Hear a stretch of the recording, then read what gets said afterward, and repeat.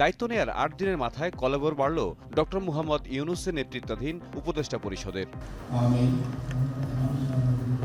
সশ্রদ্ধ চিত্তে শপথ করিতেছি যে আমি আইন অনুযায়ী অন্তর্বর্তীকালীন সরকারের উপদেষ্টা পদের কর্তব্য বিশ্বস্তার সহিত পালন করিব। শুক্রবার বিকেল ৪টায় বঙ্গভবনের দরবার হলে নতুন ৪ উপদেষ্টাকে শপথ বাক্য পাঠ করান রাষ্ট্রপতি মোহাম্মদ শাহাবুদ্দিন।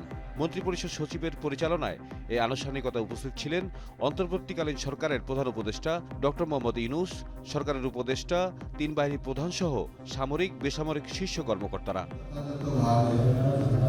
আমার কর্তব্য পালনের প্রয়োজন ব্যতীত প্রত্যক্ষ বা পরোক্ষভাবে কোন ব্যক্তিকে জ্ঞাপন করিব না।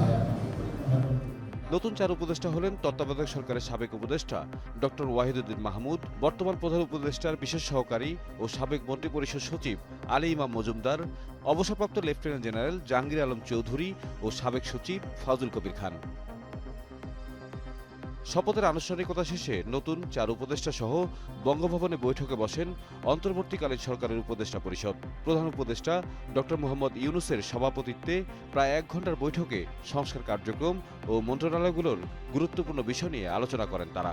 এদিকে রাতে প্রধান উপদেষ্টার কার্যালয় থেকে নতুন উপদেষ্টাদের মধ্যে ওয়াহিদুদ্দিন মাহমুদ পরিকল্পনা ও শিক্ষা মন্ত্রণালয়, আলী ইমাম মজুমদার প্রধান উপদেষ্টার কার্যালয় সংযুক্ত, মোহাম্মদ ফাউজুল কবির খান বিদ্যুৎ, জ্বালানি ও খনিজ সম্পদ, সড়ক পরিবহন ও সেতু এবং রেলপথ মন্ত্রণালয়, অবসরপ্রাপ্ত লেফটেন্যান্ট জেনারেল জাহাঙ্গীর আলম চৌধুরী স্বরাষ্ট্র ও কৃষি মন্ত্রণালয়ের দায়িত্ব পালন করবেন।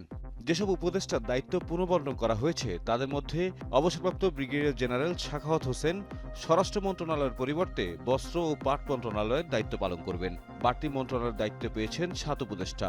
এর মধ্যে সালেউদ্দিন আহমেদ অর্থ মন্ত্রণালয়ের পাশাপাশি বাণিজ্য মন্ত্রণালয়, আসিফ নজরুল আইন, বিচার ও সংসদ বিষয়ক মন্ত্রণালয়ের পাশাপাশি বৈদেশিক কর্মসংস্থান এবং সংস্কৃতি বিষয়ক মন্ত্রণালয়, আদিলুর রহমান খান শিল্প মন্ত্রণালয়ের পাশাপাশি গৃহায়ন ও গণপূর্ত মন্ত্রণালয়, রিজওয়ানা হাসান পরিবেশ, বন ও জলবায়ু পরিবর্তনের পাশাপাশি পানি সম্পদ মন্ত্রণালয়, নাহিদ ইসলাম ডাক, টেলিযোগাযোগ ও তথ্য প্রযুক্তির পাশাপাশি তথ্য ও সম্প্রচার মন্ত্রণালয়, আসিফ মাহমুদ যুব ও ক্রীড়ার পাশাপাশি শ্রম ও কর্মসংস্থান মন্ত্রণালয় এবং ফারুকী আজম মুক্তিযুদ্ধ বিষয়ক মন্ত্রণালয়ের পাশাপাশি দুর্যোগ ব্যবস্থাপনা ও ত্রাণ মন্ত্রণালয়ের উপদেষ্টা হিসেবে দায়িত্ব পালন করবেন।